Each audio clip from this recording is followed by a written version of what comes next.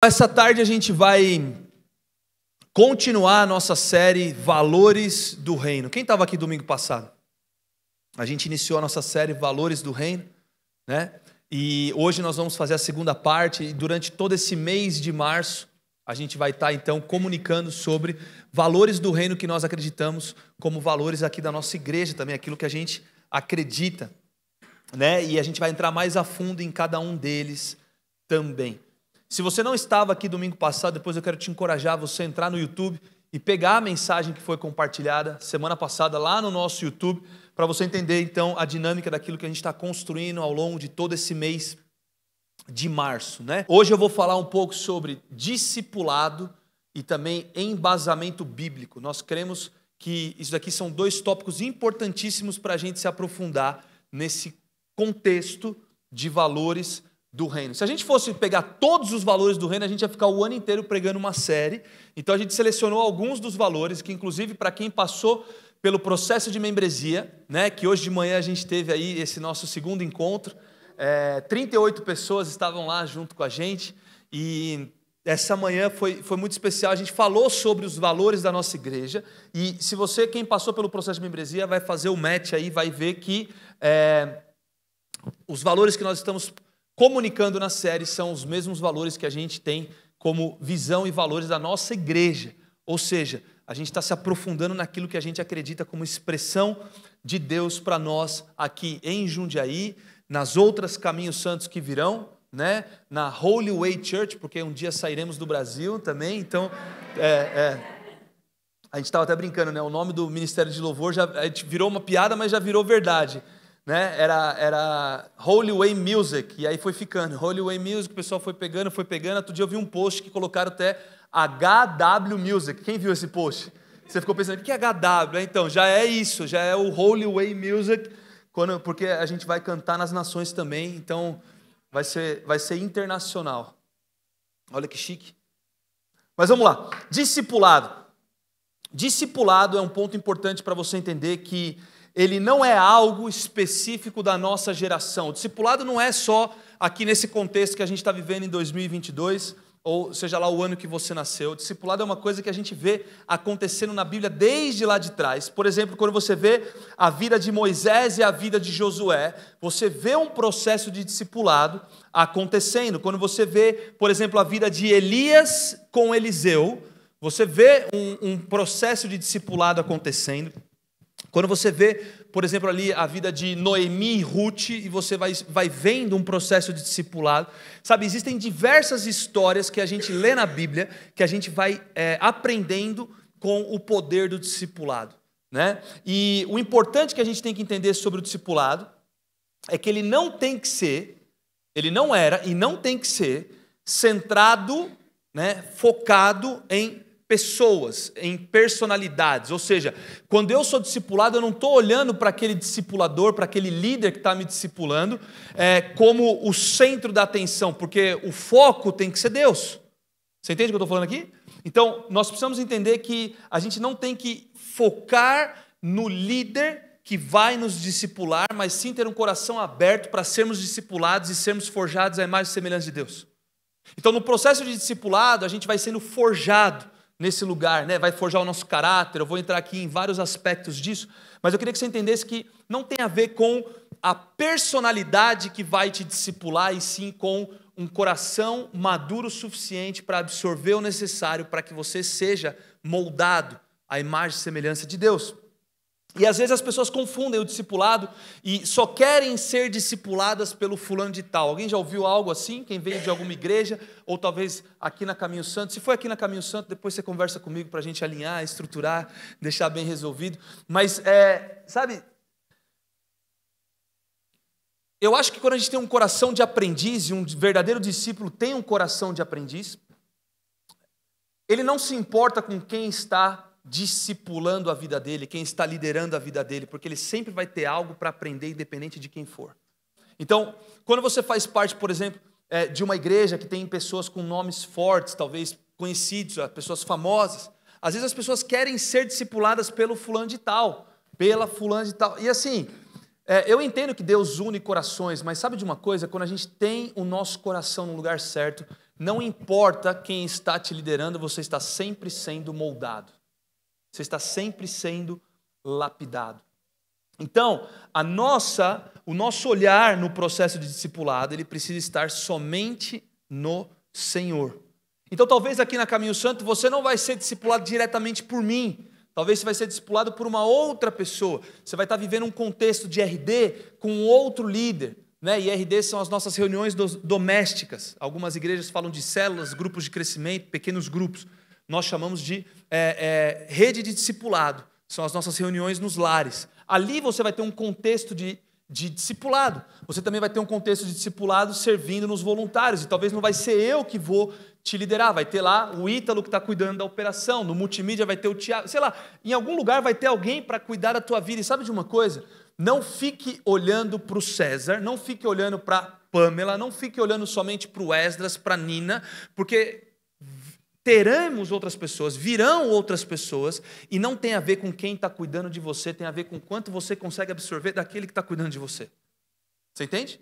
Então, eu sei que Deus une os propósitos e os corações, mas assim, foca em Deus no processo de discipulado que você vai sendo lapidado, você vai sendo forjado.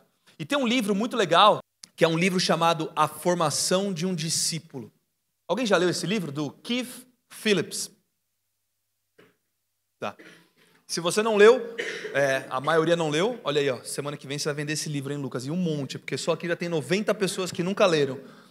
Chama A Formação de um Discípulo, e é um livro muito bom.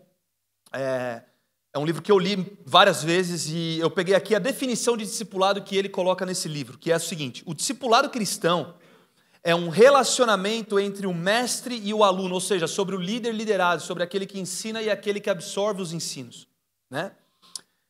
Então, o discipulado cristão é um relacionamento entre o mestre e o aluno baseado no modelo de Cristo. Não é baseado no que o César acha, no que o Esdras acha ou no que o teu líder acha. É aquilo que é o modelo de Cristo. E o modelo de Cristo também com seus discípulos. No qual o mestre, então, né, o líder ali, vai reproduzir tão bem no aluno a plenitude da vida que ele, líder, carrega com Cristo, que esse aluno será capaz de treinar outros para ensinarem outros também. Então, o processo de discipulado é você conseguir lapidar na vida de alguém o caráter de Cristo, né? Uma conduta cristã, viver um cristianismo verdadeiro ao ponto dessa pessoa que você está discipulando conseguir discipular outros e outros e de geração em geração. Olha que interessante aqui em 2 Timóteo 2, abre a tua Bíblia aí, 2 Timóteo 2, versículo 1 e 2. 2 Timóteo 2, 1 e 2.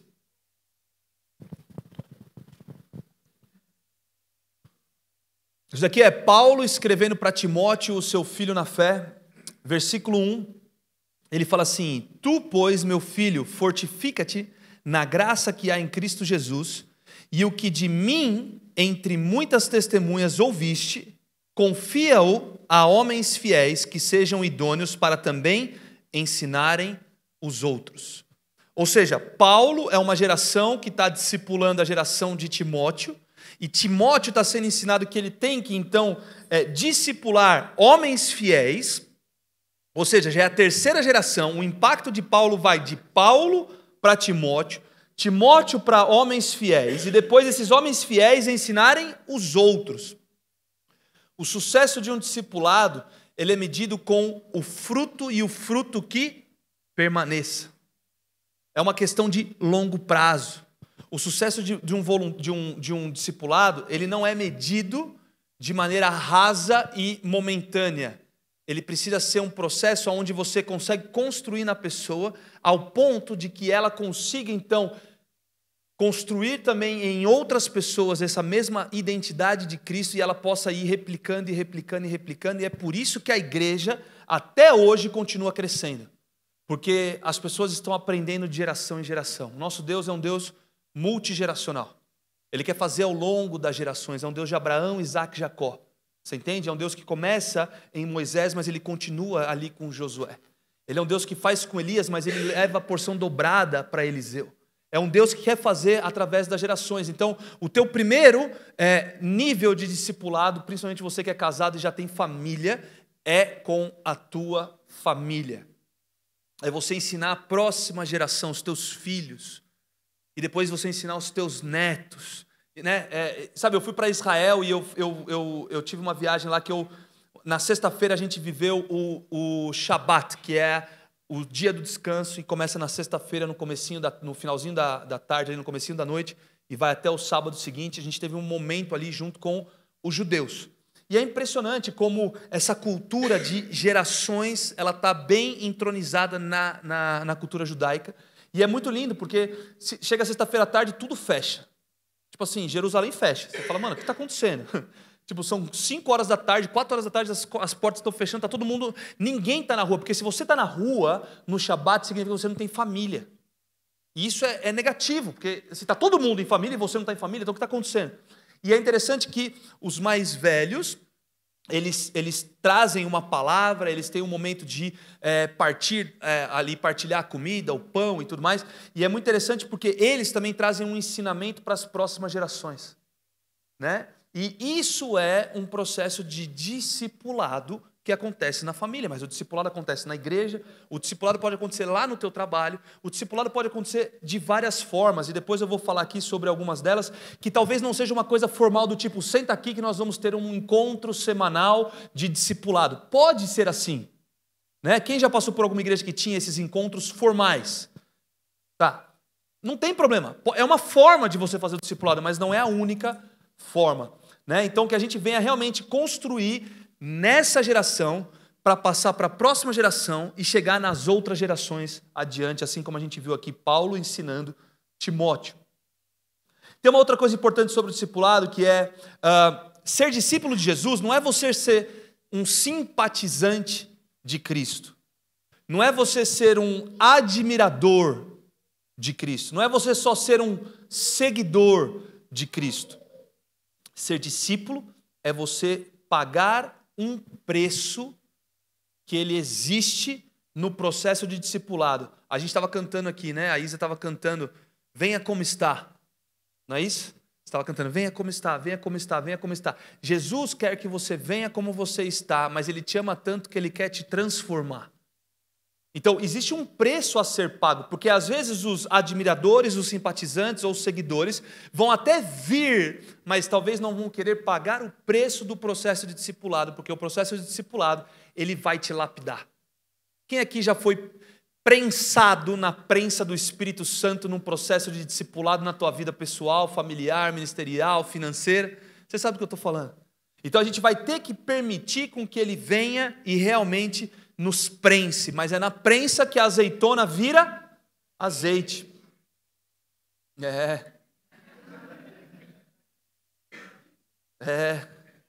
Já fizeram até figurinha, né? O pessoal não perde tempo. Enfim. Então, se nós queremos ser discípulos de Cristo, presta atenção, se nós queremos ser discípulos de Cristo, é importante que a gente venha também fazer discípulos de Cristo. Cada um está numa temporada de vida diferente, num momento ministerial diferente, profissional diferente, familiar diferente, mas saiba que Ele vai nos dar o discernimento, a estratégia, a sabedoria para a gente poder absorver para a nossa geração o que Ele está fazendo em nós, para que Ele faça através de nós para as próximas gerações. E saiba de uma coisa, você não é um discípulo de Cristo somente de domingo quando você vem para a igreja. Você é um discípulo de Cristo 24 horas por dia, 7 dias por semana. Então, você vai refletir o que Ele tem feito na tua vida por onde você for. Olha que interessante, a grande comissão. A grande comissão fala muito sobre esse processo de discipulado, porque se a gente não levar o reino para as pessoas através da grande comissão, que diz, ide por todo mundo, pregai o evangelho a toda criatura, né? Depois você lê lá Marcos 16 e Mateus 28, né? A grande comissão, segundo Marcos 16, fala assim, portanto, ide e pregai o evangelho a toda criatura.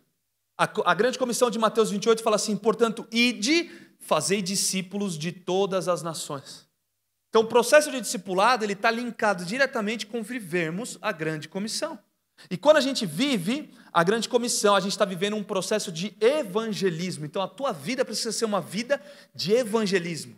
Ah não, eu vou deixar o evangelismo somente para os evangelistas. É uma mentalidade muito rasa do cristianismo. Quem conhece os 5 ministérios aí, já ouviu falar dos 5 ministérios? Vamos lá. Quem já foi para a escola bíblica e aprendeu dos 5 ministérios na mão? Tá, 4 pessoas. Então eu vou ensinar aqui 90 pessoas. Tem 5 ministérios que a gente lê na Bíblia e os 5 ministérios são apóstolo, profeta, evangelista, pastor e mestre. Tá bom? 5 ministérios, agora você lembrou? Né? Escola bíblica, EBD, lembra? Aquele domingo de manhã que você ia para a igreja? Então, 5 ministérios. O apóstolo é o que toca todos os outros ministérios. Então, você já tentou tocar todos os outros com o mestre? O seu dedinho não vai conseguir encostar em tudo, vai ficar meio estranho, mas o apóstolo é o que está em contato com todos os outros ministérios. Por isso que ele é o dedão, né? Ele está em contato ali e ele ajuda a implementar, ele traz a visão, ele supervisiona e ele implementa, enfim, ele está sempre em contato com os demais ministérios. O profeta é o que aponta a direção, por isso que é o teu dedo indicador, né? O evangelista, se você fizer assim, olhar para a tua mão, você vai ver que é o maior dedo que você tem na tua mão, não é? Ou deveria. Normalmente é. Caso não seja, a gente pode orar ou entender o que aconteceu, mas ele é o maior. Por quê? Porque ele é o evangelista, porque ele é o dedo que alcança as vidas, né? O evangelista, ele alcança as vidas. O pastor que está aqui é o que faz aliança com as ovelhas, por isso que é o dedo anelar. E o mestre é o pequenininho. Por quê? Porque o mestre, ele é aquele que ensina, ele entra nos menores lugares para fazer as melhores limpezas que você precisa fazer na tua vida. É o mestre que vai ali com a pinça. Pega o seu dedão e tenta pôr, não vai dar certo, cara. Você vai estourar o teu nariz. Então, o que a gente tem que entender sobre os 5 ministérios é: nem todos são apóstolos, mas todos nós podemos ser apostólicos. Nem todos são profetas, mas todos nós podemos ser proféticos. Nem todos são evangelistas, mas todos nós podemos ser evangelísticos. Nem todos são pastores, mas todos podem ser pastorais. Nem todos são mestres, mas todos podem ensinar. Então, quando a gente entende isso, a gente entende que, poxa, o discipulado está linkado com o evangelismo. Ah, mas eu não sou evangelista, por isso eu não evangelizo. Está errado, porque você tem dentro de você esse ministério evangelístico. Talvez você não é aquela pessoa do evangelismo que vai para a rua, que está toda hora falando com alguém, mas você vai ter que começar a buscar discernimento da parte de Deus para enxergar as oportunidades que você tem para evangelizar alguém, para falar de Jesus para alguém, porque senão tem oportunidades passando na tua frente e você está olhando e falando: não, deixa eu ligar aqui para o evangelista, o evangelista fulano de tal, vem aqui por favor e fala aqui o plano da salvação para essa pessoa. Ou quando tem alguém enfermo, você fala assim: não, só um minutinho que eu vou chamar o meu pastor. Pastor, será que você pode ir lá orar? Não, você ora, você fala de Jesus, você evangeliza, você tem uma palavra de Deus para entregar para alguém, então você vai se mover no lado profético. Você vai discipular alguém no dia a dia, no trabalho, na família, onde você estiver, e esse processo de discipulado também é um processo de ensino, então você está se movendo um pouco no dom de mestre também. Você entende? E de acordo com a temporada da tua vida, você vai começar a ver que talvez esses ministérios eles vão se conectando, eles vão sendo extraídos de dentro de você. E quando eu falo que o evangelismo e o discipulado eles estão conectados, é porque a gente quer cumprir a grande comissão, como igreja Caminho Santo, a gente quer cumprir a grande comissão, e Jesus nos comissiona para pregar o evangelho para todo mundo. Agora, por que a gente precisa pregar o evangelho? Porque para a gente fazer um discípulo, antes dessa pessoa ser um discípulo, ela precisa conhecer Cristo, ela precisa ter um novo nascimento. Por isso que o evangelismo ele é importante. Então as pessoas elas são encontradas por Cristo, entregam as suas vidas para Jesus, e a partir do momento que ela entrega a sua vida para Jesus, é que o processo de discipulado ele vai começar a ser ainda mais efetivo sobre aquela vida. Então antes da gente começar a discipular, né, de maneira mais formal alguém, essa pessoa precisa conhecer Jesus. Mas pastor, no meu trabalho eu não vou discipular? Vai, mas você vai ter um acesso muito maior na vida dessa pessoa no dia que ela encontrar Jesus verdadeiramente, que ela entregar a sua vida para Jesus. O que não significa que você não vai fazer nada até que ela entregue a vida para Jesus, não. Você vai ter conversas, você vai orar com a pessoa, você vai viver como Cristo sobre aquela vida, diante daquela pessoa. E nesse processo você vai ver, é nítido, quando a pessoa entrega a vida para Jesus, ela se abre ainda mais para o Evangelho, para que Jesus venha transformar a vida dela. Você vai começar a ver então um acelerar desse processo de transformação que o discipulado faz. Então você discipula antes de maneira informal, mas depois você começa a trabalhar isso de maneira ainda mais formal. E é interessante que o processo da pessoa entregar a vida para Jesus não pode ser encarado como ponto de chegada. E às vezes a gente está no nosso trabalho, fazendo as nossas coisas, a pessoa entregou a vida para Jesus, pronto, acabei a obra que eu tinha para fazer na vida dela. Não, ali é o ponto de partida de algo ainda mais profundo que você vai experimentar nesse relacionamento que está relacionado ao discipulado. Porque aí, depois do processo da pessoa entregar a vida para Jesus, aí, meu amigo, começa o processo da gente desenvolver o caráter de Cristo. E vou te falar, que isso dá trabalho. Dá trabalho não porque vocês, como ovelhas, dão trabalho para mim, né, para eu que sou o pastor de vocês. Não. Estou falando porque dá trabalho para Deus mudar dentro de mim. Entende uma coisa? No processo de você ser discipulado, seja no âmbito de igreja, seja Deus cuidando de você e te lapidando, meu amigo, forjar o caráter de Cristo vai doer. Porque você vai começar a ter confrontos com aquilo que talvez você não gostaria de enxergar sobre você mesmo. Você entende o que eu estou falando? Quem já foi confrontado um dia aí pelo Espírito Santo de alguma coisa que você fez, alguma atitude que você cometeu, alguma coisa? Tá. Eu estou lendo um livro que chama Inveja. E eu comecei a ver que eu tenho inveja. Eu comecei a falar, eu sou invejoso. Eu nem sabia que eu era invejoso, porque... Gente, deixa eu te falar, tem coisas na vida que a gente... Tipo orgulho. Você não sabe que você é orgulhoso, até alguém te falar, até Deus te mostrar. Porque quem é orgulhoso é orgulhoso. Quem tem... Gente, é que nem bafo. Quem tem não sabe que tem. É verdade. Você vê, a pessoa não sabe que tem bafo, até que alguém chega do nada e dá um house para ela. Aí você fala, cara, deixa eu ver aqui como é que tá. Não é verdade? Então, tem coisas que o Espírito Santo vai começar a te mostrar e vai começar a forjar em você o caráter de Cristo. Por quê? Porque, entende o seguinte, as nossas atitudes vão falar muito mais do que as nossas palavras. E tem momentos que a gente falha, que a gente erra, mas que a gente venha permitir com que o Espírito Santo venha, então, cuidar desse processo de discipulado que a gente passa com o Senhor. Teremos um discipulado relacional entre homens, entre pessoas, entre líderes e liderados, mas que Deus venha também trabalhar esse caráter de Cristo nas nossas vidas. Por exemplo, é um exemplo prático aqui, ó. Você já viu pessoas postando nas mídias sociais algo que não tem nada a ver com uma conduta cristã, e aí coloca um versículo bíblico? Quem já viu isso? Pessoa fazendo biquinho, de cima para baixo, com um decote, e colocando assim, o Senhor é meu pastor e nada me faltará. Aí você fala, cara, tem alguma coisa aqui que não dá, não combina. Lapidar, quando a gente permite com que o Senhor venha lapidar em nós o caráter de Cristo, até as nossas postagens mudam. A nossa fala muda. As nossas atitudes vão começar a mudar. Olha que interessante o que fala em 1 Tessalonicenses 2,12.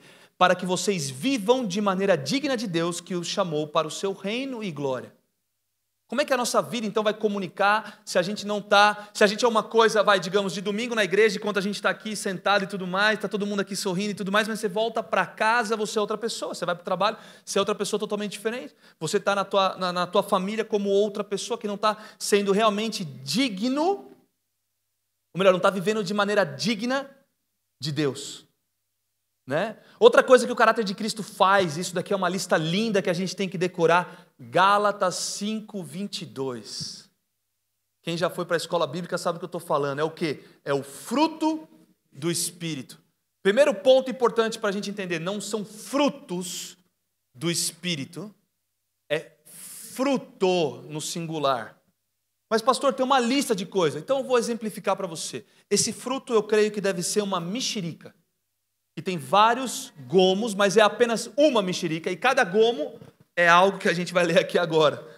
Deu para entender? Então não são frutos, é fruto do Espírito. E olha o que ele já está dentro de você. Por que é legal que é no singular e tem várias características? Porque já está dentro de você. Talvez você fale assim, o primeiro aqui, ó, amor, alegria, paz, paciência, amabilidade, bondade, fidelidade, mansidão, domínio próprio. Talvez você é muito esquentadinho, muito nervosinho, muito estressadinho, vai de 0 a 100 rapidinho. Quem é assim? Levanta a mão, pode confessar. A gente vai orar sobre você agora, que Deus te dê mais paciência, mais... Olha, ó, a paz, a paciência, mansidão, já está dentro de você. Por isso que não são frutos, é um fruto com várias qualidades. Talvez você olhe e só fica pensando assim, eu sou estressado, eu sou nervoso, eu pareço um furacão, eu vou de 0 a 100 rapidinho. Deixa eu falar uma coisa, do mesmo jeito que você carrega um processo de lapidação dentro de você, e esse discipulado vai te ajudar com isso, existe um fruto dentro de você de paciência, e eu declaro isso sobre você. Amém. Agora você vai ter que acessar esse fruto dentro de você. E provavelmente Deus vai te dar as oportunidades para você se estressar, para você ficar nervoso, para Ele começar a lapidar essas habilidades dentro de você. Assim, pode acontecer, mas dificilmente você vai acordar um dia do nada e falar, nossa, mudei.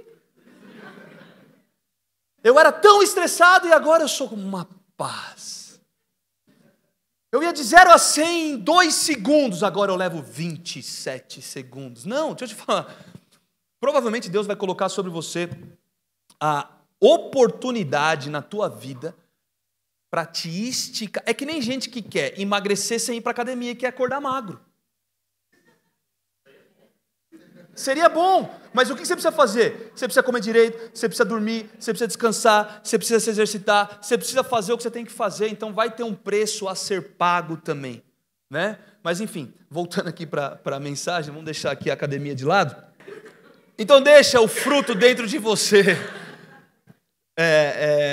deixa Deus lapidar o caráter de Cristo, o fruto do Espírito Santo, sabe, que cada característica dessa venha realmente ser verdade na tua vida. Fala comigo, eu carrego o fruto do Espírito, amor, alegria, paz, paciência, amabilidade, bondade, fidelidade, mansidão, domínio próprio. Receba isso, está dentro de você. Tá bom? O processo de discipulado, quando a gente vai permitindo que o caráter de Cristo seja formado, construído, entende uma coisa, é necessário que seja feita de maneira que venha uma disposição da tua parte em fazer aquilo. Você vai ter que exercer a tua vontade em relação a isso. Por isso que eu falo, às vezes a gente quer só um passe de mágica. Vem cá, ora por mim para eu ter mais paciência. Tá, eu posso orar por você, mas meu amigo, quando chegar a próxima situação estressante, você vai ter que exercer essa paciência. Então, é importante que você entenda que para ser construído esse caráter de Cristo, você vai ter que sujeitar todos os aspectos da tua vida a Cristo. E deixa Ele lapidar. Então, primeiro nós precisamos nos tornar discípulos antes de fazer discípulos. Primeiro nós precisamos conhecer a Deus antes de torná-lo conhecido. Alguns aspectos importantes sobre esse processo de discipulado, tá bom? Então, a gente vai ter que ter obediência à palavra do Senhor. Você não vai viver um processo de discipulado sem obediência às direções do Senhor, à palavra de Deus, ao teu líder direto que eventualmente vai estar te liderando. E quando eu falo obediência, não é você simplesmente falar amém para tudo, ficar quieto e fazer as coisas erradas. Não. Eu estou falando sobre você estar em obediência como uma expressão de lealdade, de fidelidade, de estar junto, construindo, né, o mesmo reino. Olha que interessante, a Bíblia fala sobre aquele que ama o Senhor, guarda os seus mandamentos. Então, que a gente venha a ser obediente aos mandamentos, às direções de Deus, né, as direções dos nossos líderes e aquilo que a gente tem para fazer. Outro aspecto importante do processo de discipulado que a gente vive, relacionamento entre humanos e Deus também conosco, é em relação à submissão. Então, você estar submisso a Deus é você estar confiante de que Ele é soberano, de que Ele é onisciente, onipresente, onipotente, de que Ele sabe o que precisa ser feito. E tem horas que talvez vai ser diferente daquilo que você programou, mas Ele sempre tem a melhor versão. Outro aspecto de discipulado é a gente lidar com amor e perdão. Porque amor é a verdadeira marca de um discípulo. Não é verdade? Olha o que Jesus fala. Nisto conhecerão todos que sois meus discípulos, quando amardes uns aos outros. E é importante a gente entender que o amor vai estar também relacionado ao perdão, porque Deus amou o mundo de tal maneira que entregou o seu Filho, para que todo aquele que nele crer não pereça, mas tenha a vida eterna. Então, quando a gente ama, a gente também vai aprender a perdoar. E meu amigo, minha amiga, deixa eu falar uma coisa, andar em comunidade, andar em igreja, vai ser um lapidar constante do caráter de Cristo em relação a amor e perdão. Porque talvez você não vai ter afinidade com todo mundo, e eu nem espero que você tenha afinidade com todo mundo, porque se você tiver afinidade com todo mundo, provavelmente você não tem afinidade com ninguém. Né? Você está só performando para se relacionar com as pessoas. Mas nós precisamos amar a todos. Tá? Talvez você vai ter afinidade um pouco mais com um pouco menos com o outro, e tudo bem, eu não espero que todo mundo seja super amigo no ambiente de comunidade, mas a gente vai ter que expressar amor e perdão, porque provavelmente um dia alguém vai errar com você. E você provavelmente um dia vai errar com alguém. Que a gente consiga estender esse lugar de graça e misericórdia para as vidas, para as pessoas, que a gente possa realmente viver esse ambiente como igreja, né, de perdão. Gente, perdão às vezes é difícil a gente liberar. Mas entende, perdão não é decisão, ou melhor, perdão não é sentimento, perdão é decisão. Você simplesmente toma uma decisão de perdoar aquela vida que fez isso, que fez aquilo outro sobre a tua vida. Eu sinto muito pela ferida que foi causada sobre você, mas se a gente quer de verdade viver um cristianismo e virar discípulo de Cristo, a gente vai ter que aprender a lidar com esses aspectos de amar as pessoas. Né? Não tem pessoas que às vezes são difíceis da gente amar? Fala a verdade. Né? Tem uns ali que você fala, cara, isso aqui eu vou ter que andar, não é a 2ª milha não, é a 29ª milha. Né? E tudo bem, mas que a gente venha expressar esse amor, que a gente venha realmente amar as pessoas e perdoá-las também. Outro aspecto do processo de discipulado é a gente viver uma vida que é uma vida de intimidade com Deus, porque para Ele forjar o caráter de Cristo em você, você vai ter que ter intimidade. Você vai ter que chegar em casa e conseguir fazer aquela oração com o coração genuíno. Senhor, sonda, vê se há em mim algum caminho mau. Sonda o meu coração. E Ele vai começar a mostrar para você. Ele vai começar a falar, olha aqui, olha ali, olha aquilo outro, olha aquilo lá. E de repente você começa a ver, eu tenho aqui alguns espinhos, eu tenho aqui algumas situações, eu tenho aqui algumas coisas que eu preciso permitir com que realmente Deus venha me lapidar. Esses são alguns aspectos do processo de discipulado. E entenda que não existe um desenvolvimento do caráter de Cristo sem confronto. Então o discipulado também está ligado com o confronto, mas não é o confronto, não é o confronto pelo confronto. Porque tem gente que gosta de briga. Você conhece alguém que gosta de briga? Você conhece alguém que dá uma boiada para não sair da briga e ela nem começou a briga e ela já está brigando? Conhece alguém assim? Tá, quase ninguém conhece. Que bom que vocês não conhecem pessoas assim. Eu conheço pessoas que gostam de briga. Então presta atenção. Confronto não é você brigar com as pessoas. O confronto em amor, né? O confronto em amor é um confronto que aponta para a redenção. Ele traz as verdades mais doloridas, mais sinceras, mais genuínas, mas sempre num confronto ele é apontado em amor. Então, ou melhor, apontado para a redenção. Isso é um confronto em amor. Não é só uma pessoa dando bronca em você. Não é só uma pessoa apontando as tuas falhas, os teus erros e colocando o dedo na tua cara. Isso daí é errado. É o confronto pelo confronto. O confronto em amor sempre aponta para a redenção. Toda vez que Deus te confronta, Ele não te confronta para te acusar, não é verdade? Você já foi confrontado por Deus? Você já viu Deus te confrontando e te acusando? Não, Ele confronta, Ele traz a verdade, por mais dolorida que ela é. Quando você absorve essa verdade, você vai sempre encontrar um caminho de redenção, de restauração. Então esse é o verdadeiro confronto em amor. É um confronto que aponta para um caminho de redenção e não de acusação. Outro ponto importante sobre o discipulado é que o discipulado nos leva para uma vida prática de santidade. Presta atenção, o discipulado nos leva a uma vida prática de santidade. Porque santidade significa sermos separados para Deus. separados para sermos a noiva de Cristo. Sabe, tipo, Deus te ama tanto que Ele quer exclusividade na tua vida. Então, quando a gente lê, por exemplo, porque está escrito, sede santos porque eu sou santo, 1 Pedro 1, né? Ou Levítico 20, que a gente acabou de ler, falando assim, ser-me-eis santos porque eu, Senhor, sou santo e separei-vos dos povos para serdes meus. Cara, Deus, Ele tem um processo tão lindo sobre a tua vida, Ele quer que você venha viver em santidade, e é no caminhar de discipulado que a gente vai começar a ser lapidado para realmente entender quão belo é a gente ser separado para Deus. Sabe, quando a nossa vida ela é pautada na Bíblia, a gente vai começar a encarar a santidade não como uma obrigação, mas com um olhar de amor por aquilo que Deus fez por nós e um lugar que a gente tem que começar a acessar. Então presta atenção. Às vezes as pessoas querem, no processo de discipulado, saberem o que pode e o que não pode fazer. Às vezes as pessoas querem respostas do faça isso e não faça aquilo. E 1 Coríntios 6 fala assim, todas as coisas me são lícitas, mas nem todas me convêm. Todas as coisas me são lícitas, mas eu não me deixarei dominar por nenhuma delas. Então, quando você vive uma vida de relacionamento com Deus, quando você vive uma vida de intimidade com o Senhor, Ele vai começar a colocar sobre a tua vida aquilo que você deve e não deve fazer. Ele vai começar a eliminar, e se você de verdade está debaixo daquilo que Deus está falando para você, você vai começar a falar, cara, isso aqui já não faz mais sentido, essa minha conduta não faz mais sentido e já não tem mais a ver com o que pode e o que não pode. Presta atenção, o que mantém uma ovelha no pasto é o alimento e não é a cerca.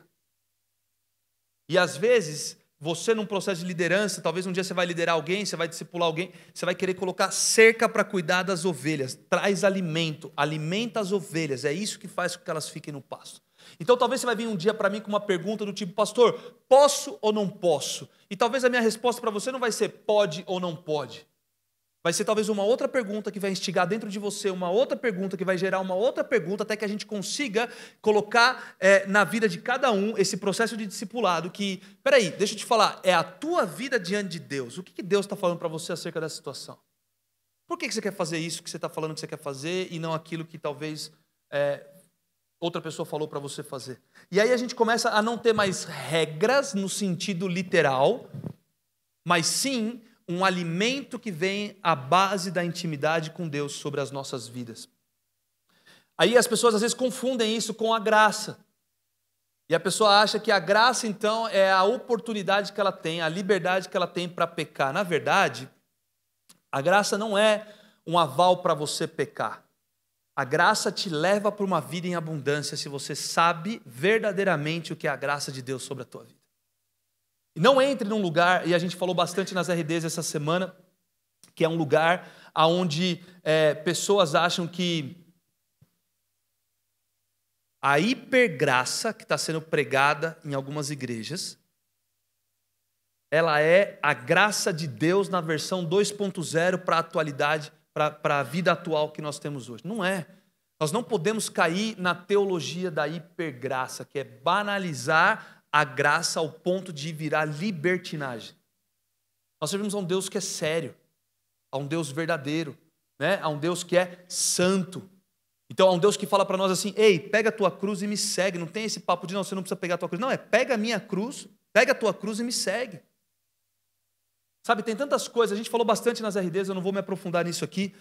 Se você quer conhecer um pouco mais também e ter alguns ensinos sobre isso, você pode aparecer nas nossas RDs também. Discipulado, ele é relacional. Então, ele é relacional entre nós como seres humanos e é nós com Deus também. Então, ele é essencialmente um encontro de uma vida com outra. Precisa ter um encontro, precisa ter um momento, né? Quando a gente está num processo de discipulado, e você talvez vai viver isso de novo, nas RDs, sendo um voluntário, estando conectado em algum ministério, a gente vai desenvolver algumas coisas. Por exemplo, a gente vai desenvolver a parte da lealdade, da maturidade, da disponibilidade. Você conhece aquela pessoa que vira para você e fala assim, ei, conta comigo, quando você precisa a pessoa nunca pode? Tem alguém assim? Tá. Você sabe o que eu estou falando? Então, peraí, se você quer ser um discípulo, você precisa estar disponível para o Senhor. Você precisa ter disponibilidade, paciência, sinceridade, sabe? Vai te esticar, o processo de discipulado vai te esticar, vai ter conforto, mas vai ter confronto em amor. E eu acho que o ponto mais importante para finalizar isso aqui é que todo discipulado é necessário que haja uma permissão explícita entre o líder e o liderado. O que é isso? Você precisa dar a abertura para o teu líder falar com você, falar na tua vida. Tem que ter voz ativa na tua vida. E quando eu falo sobre isso, não é a decisão do tipo, posso tirar férias ou não posso tirar férias, vou para a faculdade tal, vou para a faculdade tal. Não é isso, porque aí às vezes a gente deturpa o sentido do que é o discipulado. Mas do mesmo jeito que tem que ter essa permissão explícita no âmbito terreno, humano, no relacional entre homens, a gente tem que dar permissão também para Deus falar na nossa vida. Porque às vezes a gente quer tapar os ouvidos para aquilo que Deus está nos consertando e nos lapidando. E da mesma forma a gente faz isso com, às vezes, os líderes que Deus coloca sobre as nossas vidas. Então, permissão é uma porta aberta no teu coração para ouvir correções que sejam construtivas, para te ajudar a desenvolver um crescimento espiritual, com a ajuda de te lapidar num processo de vulnerabilidade. Gente, não há discipulado sem vulnerabilidade. Eu sinto muito se um dia você foi machucado num discipulado com alguém, com um líder em alguma outra situação, mas não permita com que os teus traumas do passado te bloqueiem de viver coisas novas que Deus tem para você. Não é porque erraram com você que vão sempre errar com você. E às vezes a gente cria traumas em relação a isso. Agora, permita com que Deus venha desenvolver esse relacionamento entre Ele e você. Dá essa permissão explícita para Ele discipular o teu coração, para Ele lapidar o teu coração. É dessa forma que a gente tem que viver a nossa vida com o Senhor em todas as áreas. Ele cuidando e eventualmente líderes sobre a tua vida que vão te ajudar. Sabe, o nosso processo de discipulado é um processo de vulnerabilidade diante das pessoas e diante de Deus. E discipulado ele acontece em vários âmbitos. Por exemplo, um culto é um discipulado, que eu estou fazendo aqui com você hoje. Eu estou de alguma forma discipulando a tua vida, mas é um discipulado meio distante. Ele é relacional do âmbito igreja, pastor, líder, liderado, membro, ovelha, visitante e tudo mais. Você está aqui ouvindo sobre o reino. É uma forma de discipulado, mas não é a única. Reuniões grandes, que nem a gente fez aqui a reunião de oração sexta-feira. Quem estava aí na reunião de oração? Sabe, nós estávamos aqui em 50 pessoas orando, aqui nesse auditório. Cara, foi muito especial. Aquilo ali foi uma forma de discipulado, porque foi uma forma de expressar como que a gente faz uma reunião de oração, por exemplo, aqui na nossa igreja. A forma que a gente enxerga essas reuniões de oração. Então, quem veio, de alguma forma, foi discipulado também. Os eventos, conferências e tudo mais, também são formas de discipular, mas essas são mais indiretas, e elas não dão conta de cuidar na totalidade daquilo que você precisa como indivíduo. Então, por isso que é importante que você venha estar conectado mais a fundo na tua igreja local. Servindo na tua igreja local. Fazendo parte de um ministério na tua igreja local. Sabe, você estar numa RD ou numa célula na tua igreja local. Porque é nesse lugar que a gente vai ser lapidado de maneira direta. Discipulado indireto é muito bom, mas discipulado direto é mais efetivo. E eu termino esse exemplo falando sobre o Esdras. O Esdras foi uma das pessoas que me discipulou no meu processo de conversão. Eu tinha mais ou menos ali, acho que 6 meses, 8 meses de conversão, e o pastor Teófilo estava me discipulando, mas ele estava com a agenda muito corrida, e ele falou, cara, vou te passar para o meu primo vai te discipular mais de perto, ele vai ter mais tempo e tudo mais. E muito do que eu aprendi, e até hoje aprendo com Esdras, acerca do discipulado, é você estar disponível para verdadeiramente amar as pessoas ao teu redor. Então, quando você está disponível para as pessoas, você está refletindo Cristo, porque Cristo está sempre disponível, não é verdade? E eu lembro de uma vez que eu briguei com a Pam, e eu saí de casa batendo na porta. Sabe aqueles momentos de casal que você fica estressado, e aí você fala o que não devia, faz o que não devia, e eu saí, bati a porta e fui comer um hambúrguer, tipo, lá em São Paulo. Assim. Isso aqui fazem 13 anos. Então não me julguem. E eu saí e fui comer um hambúrguer, liguei pro Esdras e falei, Esdras, cara, eu Ah, meu, discuti com a Pan aqui, meu, pô, não sei o que lá, tal, calma aí, mano, você tá onde? Isso era, sei lá, 11 horas da noite. Eu falei, cara, tô aqui perto de casa aqui comendo hambúrguer. Ele falou, me passa o endereço que eu tô indo aí agora. E ele morava no Morumbi, a gente morava na Zona Norte, dá mais ou menos 40 quilômetros de distância. Ele pegou o carro e foi lá. Ele sentou comigo. Ele pediu um hambúrguer. A gente ficou conversando até tarde. E aí, obviamente, o processo foi bom, voltei para casa, pedi perdão. Mas aquilo me marcou de maneira tão intensa, que é o processo da disponibilidade. Porque ele me discipulava, então ele se sentia na responsabilidade de me ajudar no momento de dificuldade, e, obviamente, de me trazer outras perspectivas que eu não estava enxergando naquele momento. E aquilo, para mim, me marcou tanto, porque no dia seguinte ele tinha que levantar 4h30, 5 horas da manhã para ir trabalhar em Sorocaba. Então você pode estar de pijama na tua cama e, de repente, você fala assim, cara, eu tenho a oportunidade aqui de dormir ou de ir discipular alguém, cuidar de alguém, amar alguém, estar disponível para alguém. Deixa eu te falar uma coisa, é cansativo? É, porque aquela noite provavelmente ele dormiu bem pouco. Mas é prazeroso no Senhor você ajudar uma pessoa a se desenvolver. Sabe? E, obviamente, deu certo, né, o discipulado dele sobre a minha vida. A gente está aqui, a gente está plantando igreja e está sendo um momento, inclusive, muito bom de poder fazer isso com ele, né? Com a nossa família. Então, saiba que o processo de discipulado é quando a gente também deposita sementes do reino nos corações das pessoas. E essas sementes, às vezes, a gente não sabe quando elas serão germinadas e frutificadas, mas um dia a gente precisa confiar que isso vai acontecer.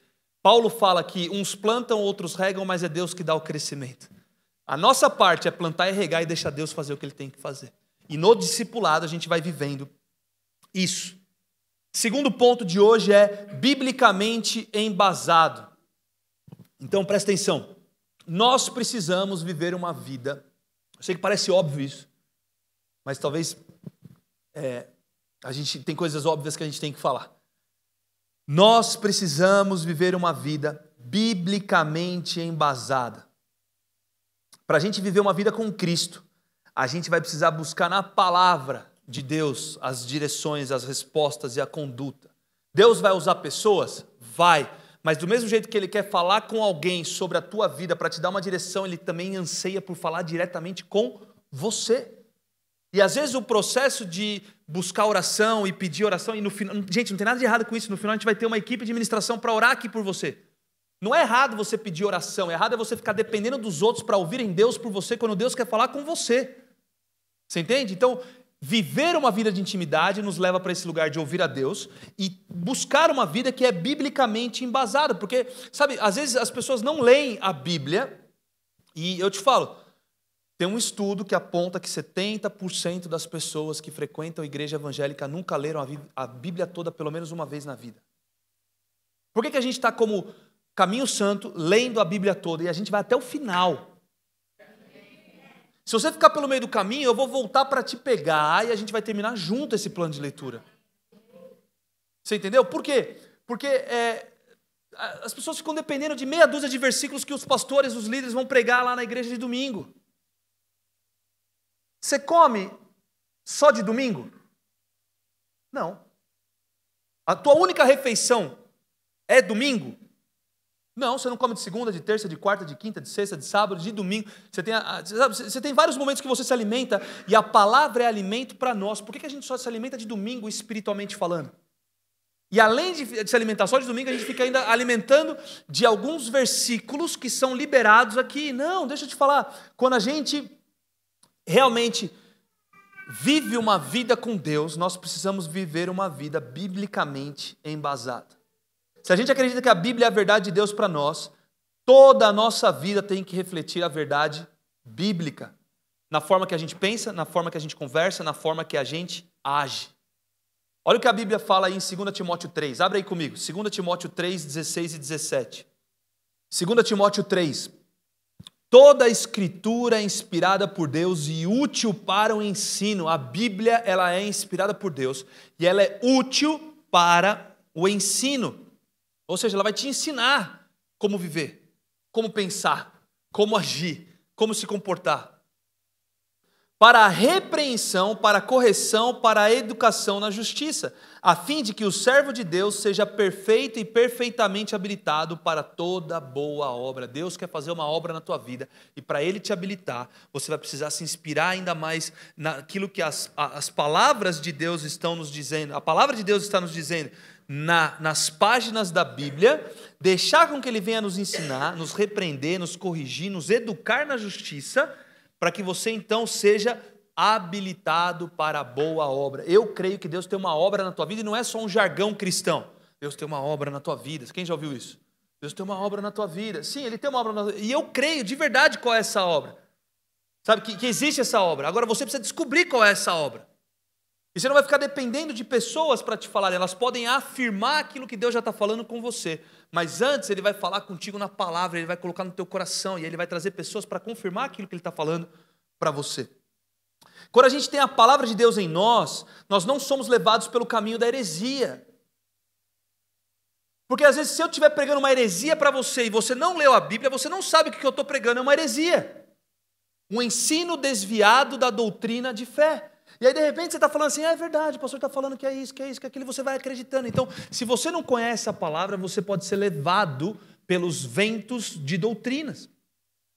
Agora, o Espírito Santo, ele vai trazendo para você lapidação, ele vai moldar o teu coração, ele vai te ajustando. Como? Quando você lê a palavra de Deus, pedindo por revelação do Espírito Santo sobre a palavra, ele vai te dar revelação. Você já leu a Bíblia alguma vez e de repente você fala, uau! Aquele momento eureka. Sabe que você fala, nossa, eu li uma parada aqui, isso daqui saltou aqui, entrou no meu coração e mudou minha vida. Você já teve esses encontros com a leitura da palavra? Isso é o Espírito Santo vivificando a palavra na tua vida e transformando a tua forma de pensar, que vai também transformar a tua forma de agir. Agora, é importante você ter revelação. Então, toda vez que você for ler a Bíblia, peça, Espírito Santo, me traga a revelação do que eu estou lendo, e não que seja simplesmente um texto, umas palavras, uma história, mas que eu tenha revelação. Por quê? Porque você vai ter a tua revelação. O pregador, o líder, vai comunicar uma outra revelação. E, de repente, você vai ter a soma das revelações. Você não vai ficar dependendo da revelação de alguém. Deus vai falar com você, você vai somar com aquilo que a pessoa está pregando, e de repente você tem uma revelação maior, e não uma revelação dependente do que Deus está falando com os outros. Faz sentido? Então que a gente venha se mover nesse lugar de revelação enquanto a gente lê a palavra. Outra coisa importante quando a gente fala de ser biblicamente embasado é que Jesus, ele venceu a tentação no deserto com está escrito. Ele só sabia que estava escrito porque ele leu.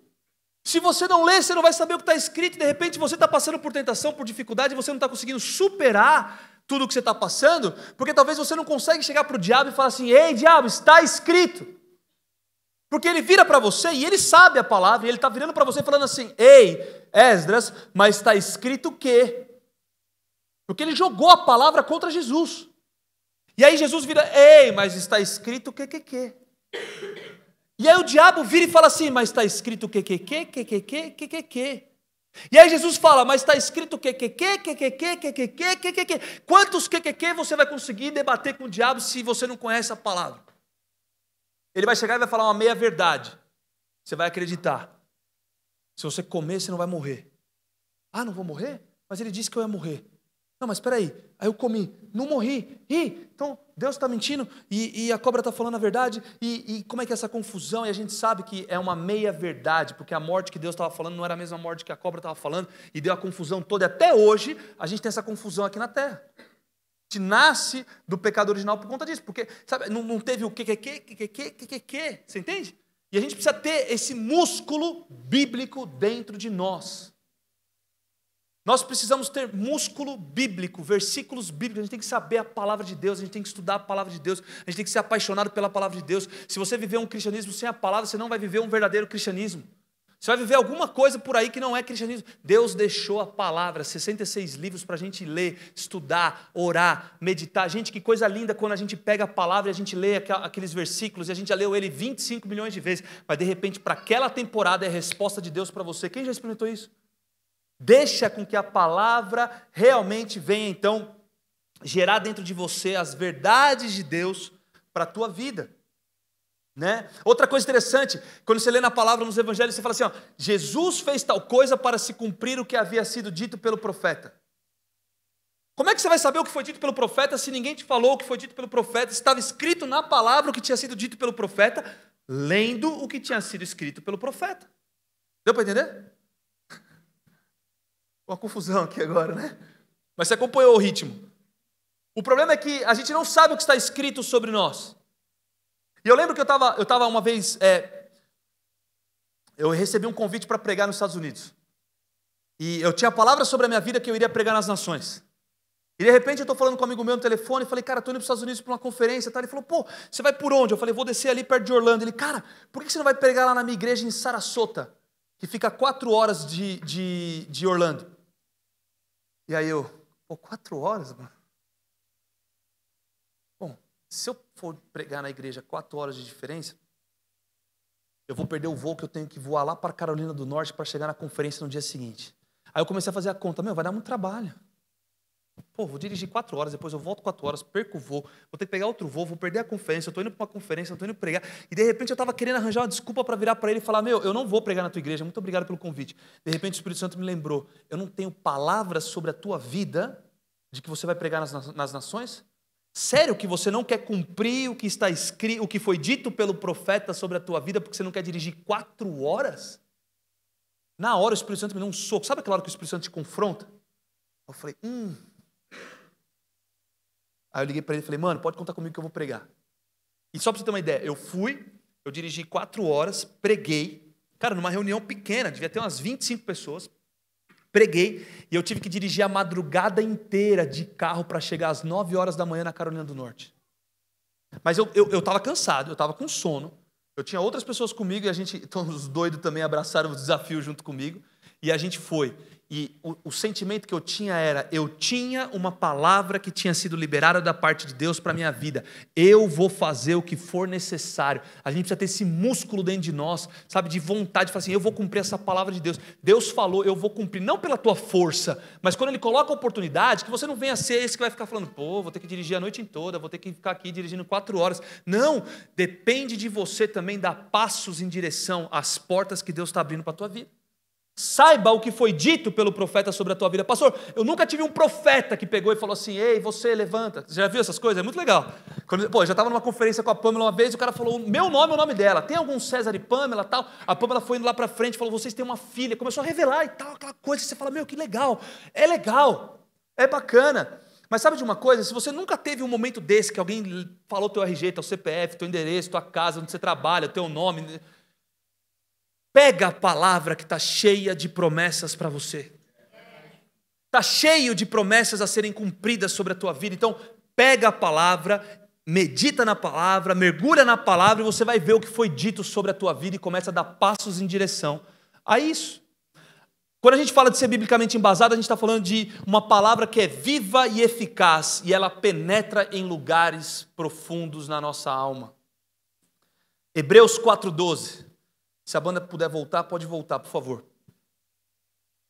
Pois a palavra de Deus é viva e eficaz e mais afiada que qualquer espada de 2 gumes. Ela penetra entre o ponto de dividir a alma e o espírito, juntas e medulas, e julga os pensamentos e as intenções do coração. Quem aqui já foi julgado nos teus pensamentos e intenções do teu coração enquanto você lia a palavra? Cara, é a hora que você vai sendo lapidado, que você fala, meu Deus. E é muito real isso, então que a gente venha viver essa verdade da palavra. A palavra nos liberta, porque ela é a verdade. E a gente é liberto diante da verdade. João 8 fala assim, então Jesus disse aos judeus que tinham crido nele, se vocês permanecerem em mim, ou melhor, permanecerem na minha palavra, são verdadeiramente meus discípulos, conhecerão a verdade. Vamos ver quem está lendo a Bíblia aí. Conhecerão a verdade e a verdade vos libertará. Olha outra coisa interessante sobre a palavra, né? Então, às vezes você está vivendo cativo em alguma área da tua vida, porque talvez você ainda não conhece a verdade de Deus sobre aquilo, que você venha ter acesso a esse lugar de conhecer a verdade e a verdade te libertar. E olha que incrível, Jesus fala, eu sou o caminho e a vida. Ninguém vem ao Pai senão por mim. Então, quanto mais perto de Jesus, Ele era o Verbo encarnado, quanto mais perto de Jesus, mais a gente vai viver esse processo de conhecimento, libertação, discipulado, intimidade, conforto, confronto. A palavra é lâmpada para os nossos pés e luz para os nossos caminhos. Salmo 119. Sabe? A gente precisa buscar um coração de bereanos, né? Outro dia eu preguei numa Assembleia de Deus, acho que era uma Assembleia de Deus. Assembleia de Deus, qual que é o nome lá, daquele lá dos bereanos? É Assembleia de Deus Bereana? Aí, é isso. O resto foi comigo, a gente foi pregar lá numa igreja que era Assembleia de Deus Bereanos. E eu fiquei, cara, o que é os bereanos, cara? Eu perguntei, o que é esse negócio de bereano, velho? Tipo, e eu, assim, gente, eu já fiz faculdade de teologia, eu já tinha lido, mas nem lembrava o que eram os bereanos. E eu tava tipo assim, tá, quem são os bereanos? E aí o cara começou a falar dos bereanos, na palavra, lá em Atos e tal, não sei o que lá. São aqueles que examinavam as escrituras para comprovarem se aquilo que eles estavam recebendo de ensino verdadeiramente era aquilo mesmo. Sabe, nós precisamos ser zelosos. A gente não vai mudar o nosso nome da igreja aqui de Caminho Santo Bereanos, não é isso que eu estou falando, né? Não tem nada a ver, mas que a gente venha ter esse coração como os bereanos, que vão receber, vão examinar nas escrituras, não para ficar duvidando de Deus, mas para pegar a comprovação, o selo de Deus, das direções, dos planos, dos propósitos. Sabe, a gente precisa desenvolver um estilo de vida que seja verdadeiramente, biblicamente embasado. Fica de pé onde você está. Eu não sei em qual parte da tua vida no processo de discipulado com Deus, o quanto você também já passou por discipulado junto com líderes. Eu não sei o quão apaixonado pelas escrituras você é, o quão biblicamente embasado, quanto da palavra você carrega, eu não sei, mas uma coisa eu quero dizer que nós precisamos nos desenvolver como discípulos de Cristo, e nós precisamos viver a verdade da palavra sobre as nossas vidas. Talvez o Espírito Santo está ministrando no teu coração questões específicas, áreas específicas, situações específicas ou pessoas específicas desse processo de discipulado, desse processo de conhecer as escrituras. Permita com que Ele agora venha falar ao teu coração e te transformar, te moldar à imagem e semelhança dele. Senhor, nessa noite nós entregamos as nossas vidas para o Senhor pautar, direcionar, cuidar. Discipula os nossos corações, as nossas vidas, enquanto nós nos alinhamos num processo de liderança e discipulado também dentro da própria igreja Caminho Santo, mas que antes de sermos bons discípulos de alguém humanamente, que nós venhamos ser discípulos de Cristo, discípulos fiéis,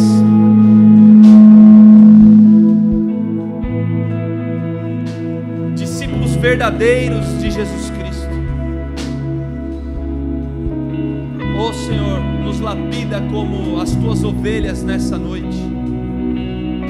Traz para nós a vivificação da tua palavra, que não seja apenas conhecimento, intelecto, mas que seja realmente conhecimento espiritual, discernimento espiritual.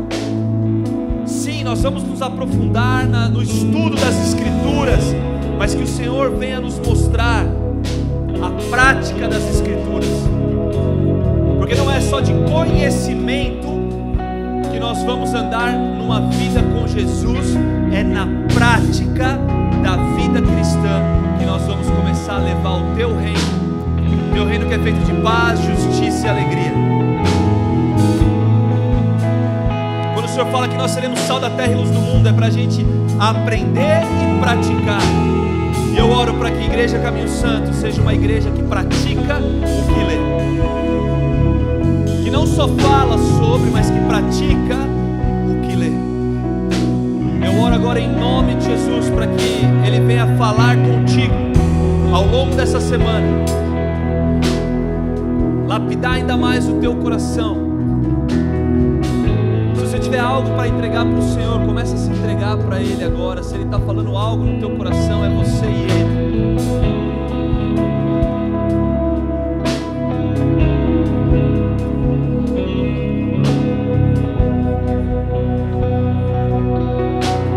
Talvez Ele está te chamando para ser mais comprometido com a leitura da palavra.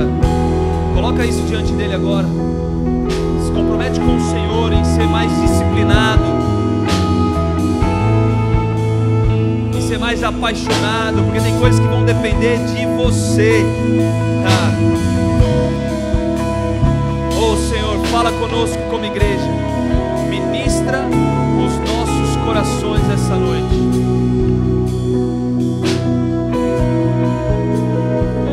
Ministra as nossas vidas essa noite.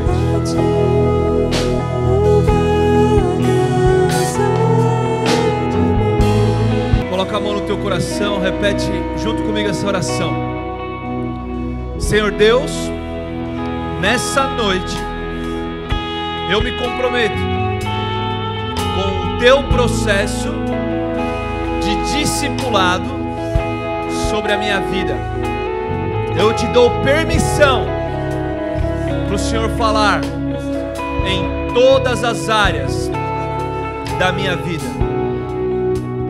Molda o meu coração, os meus pensamentos, segundo os teus padrões, biblicamente embasado.